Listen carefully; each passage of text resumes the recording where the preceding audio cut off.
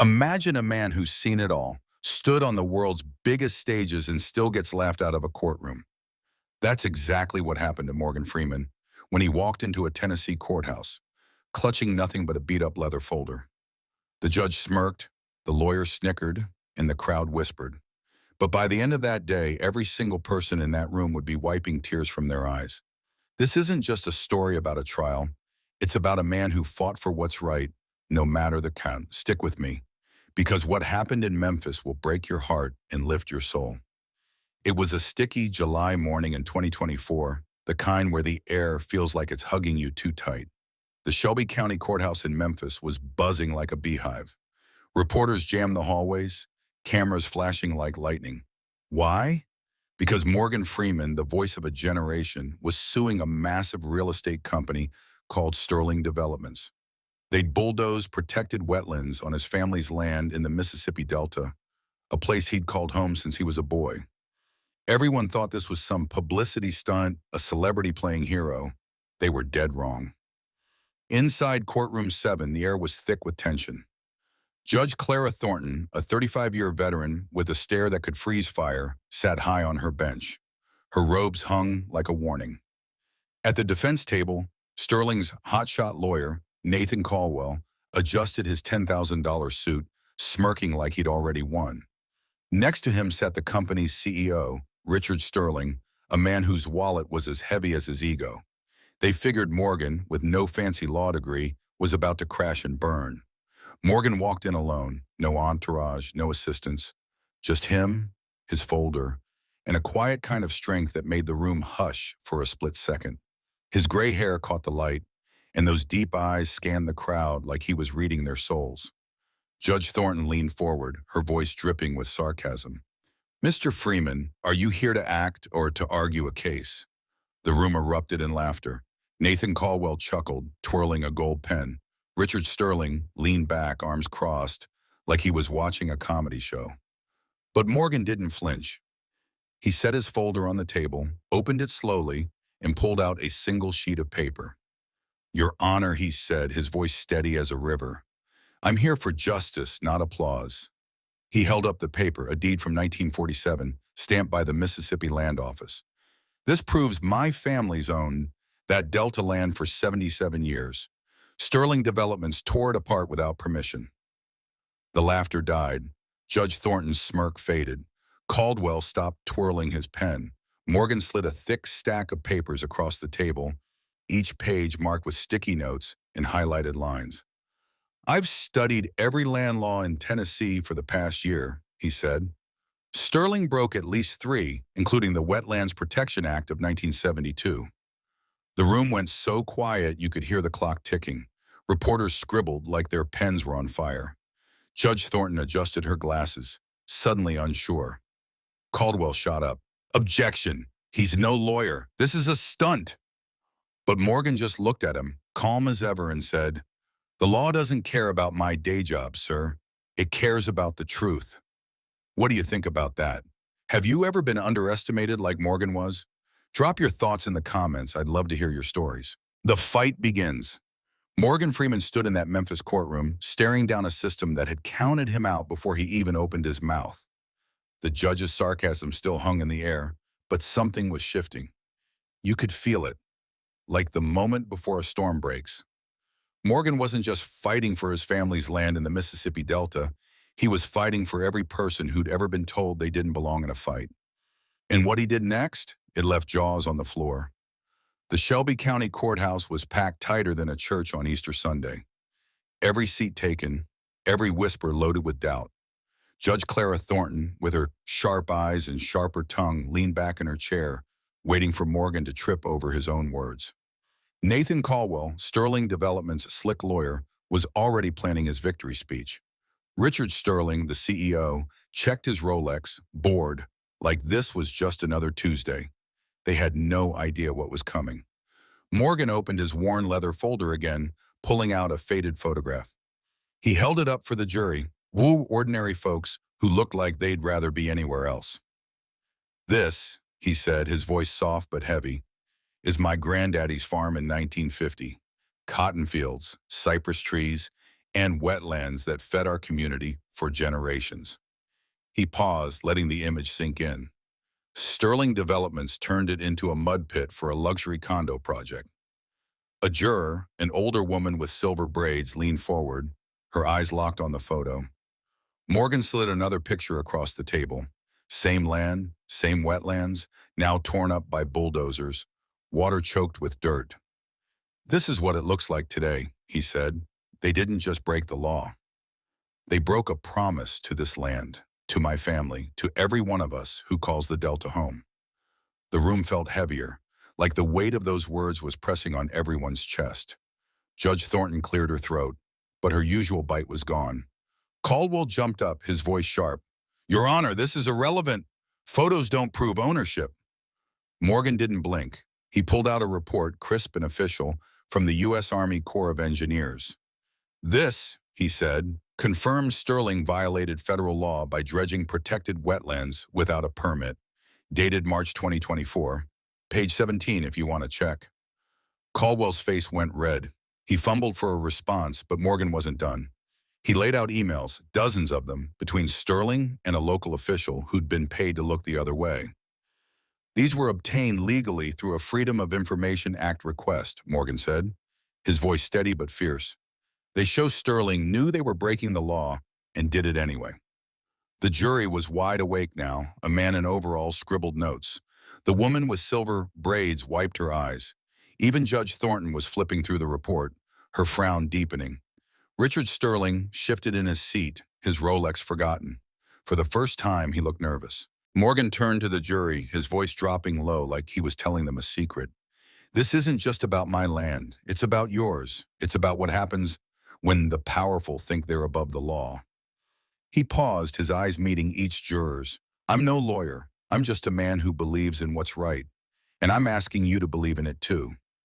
The silence was deafening. Reporters stopped typing, their fingers frozen.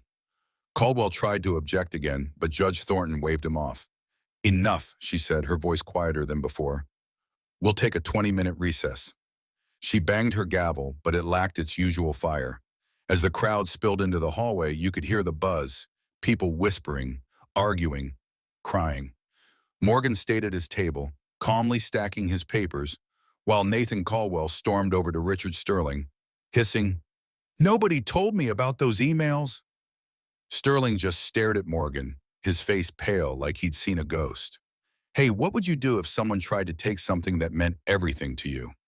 Have you ever had to stand up to a giant like Morgan did? Share your story in the comments. It means the world to hear from you. And if you're feeling this, hit that subscribe button so you don't miss what happens next. The evidence mounts. The Shelby County Courthouse in Memphis was a pressure cooker, ready to burst.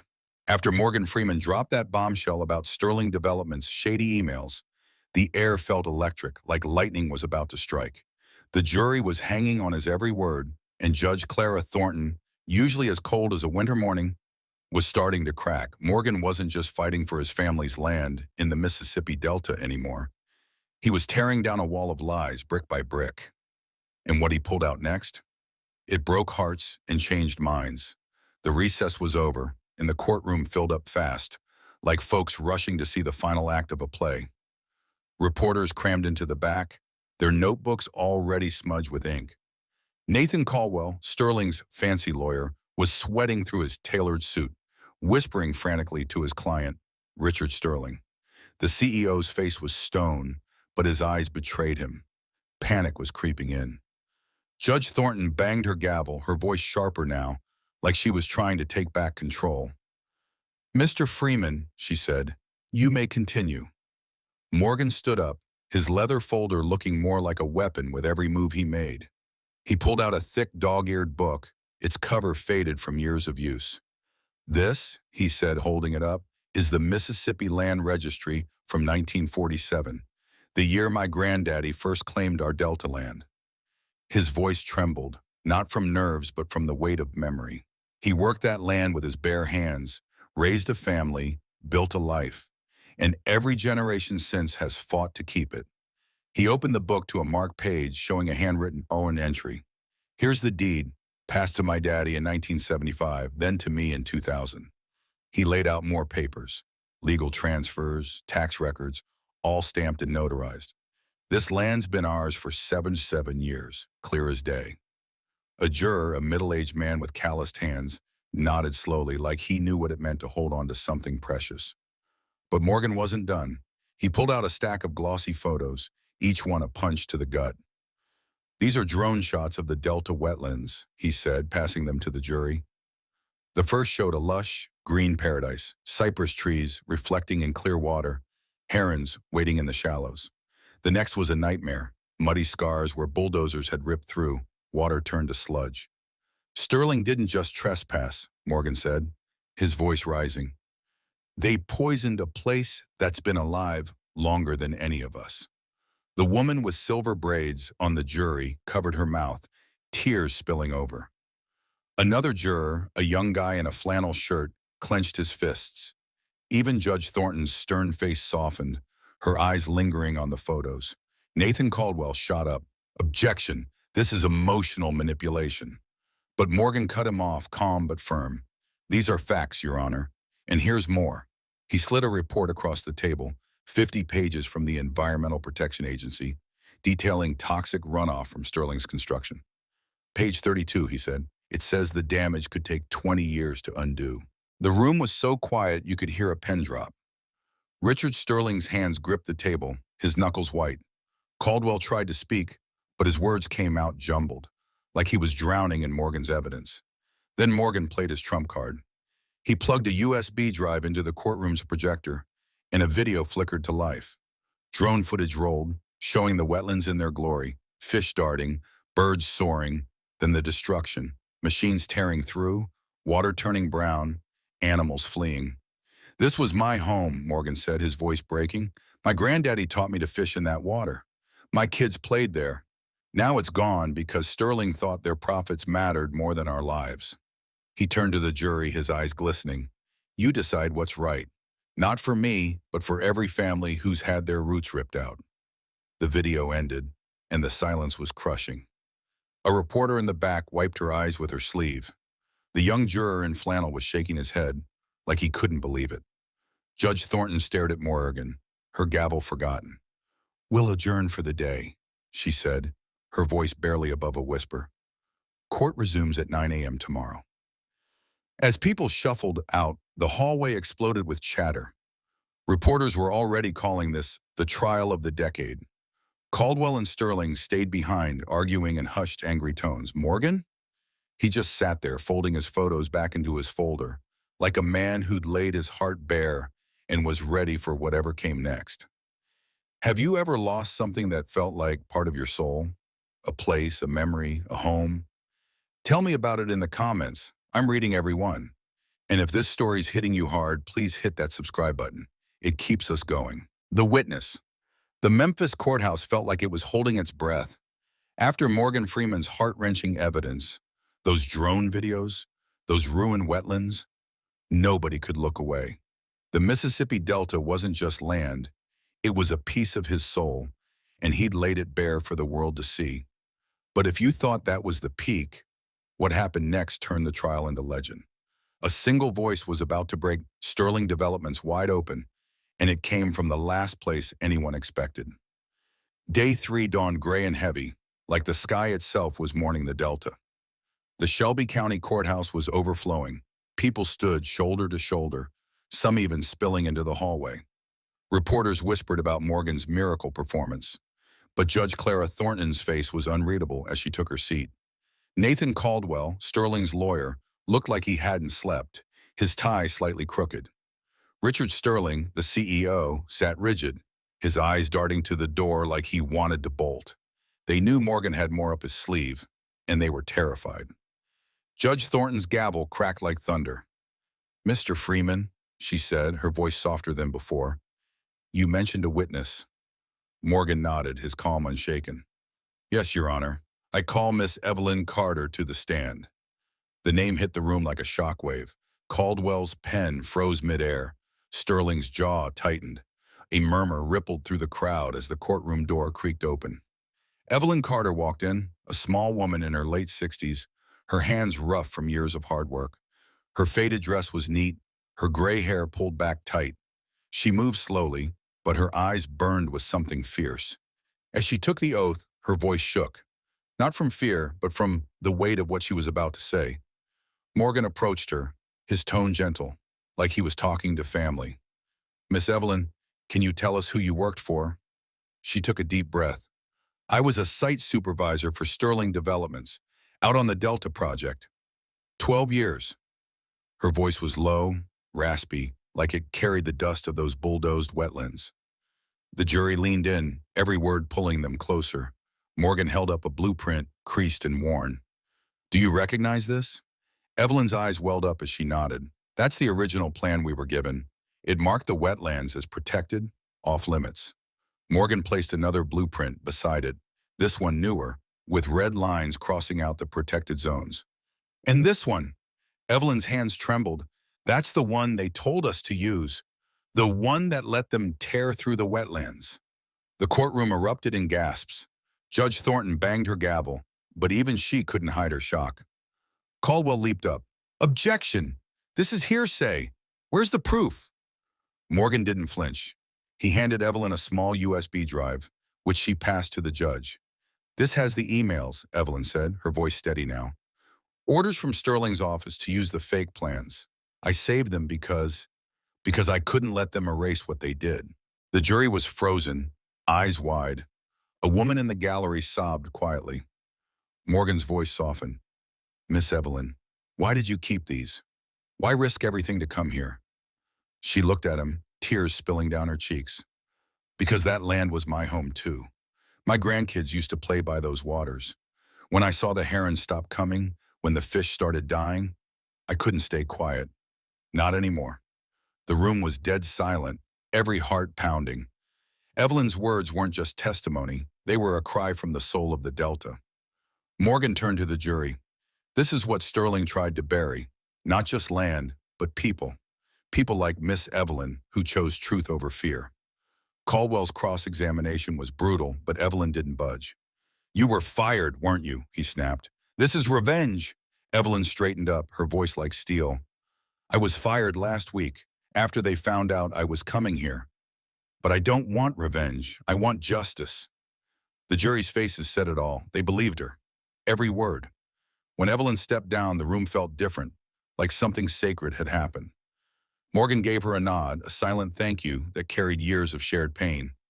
Judge Thornton called a recess, but nobody moved right away. People were wiping their eyes, whispering about Evelyn's courage. What would you do if you had to risk everything to tell the truth? Have you ever met someone like Evelyn who stood up when it counted? Share your thoughts in the comments. I'm reading every one.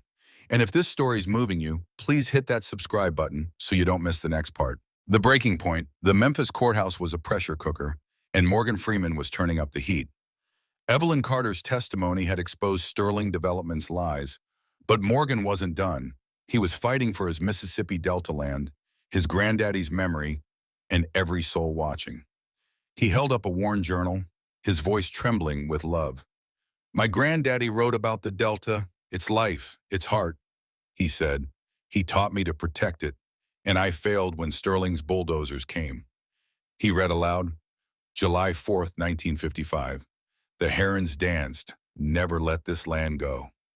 Tears streamed down the jury's faces, the woman with silver braids sobbing openly. Morgan played old footage, him as a kid, laughing in the Delta's sparkling waters with his granddaddy. Then the same spot today, choked with mud. "This isn't about money," he said, pointing at a flinching Richard Sterling. "It's about what they stole from us all." The silence was crushing, every heart broken. Judge Thornton called a recess, her voice barely steady, her eyes betraying her own emotion. Ever fought for a memory that defines you? Share it in the comments. Subscribe if this hits you hard. The verdict. The Memphis courthouse crackled with tension. Morgan Freeman's fight for the Mississippi Delta gripping every soul. His granddaddy's journal and childhood videos had left the jury sobbing, their hearts tied to the land's loss. On the final day, Nathan Caldwell's shaky, mix-up defense collapsed under the weight of truth. Morgan stood tall, no notes, his voice a beacon.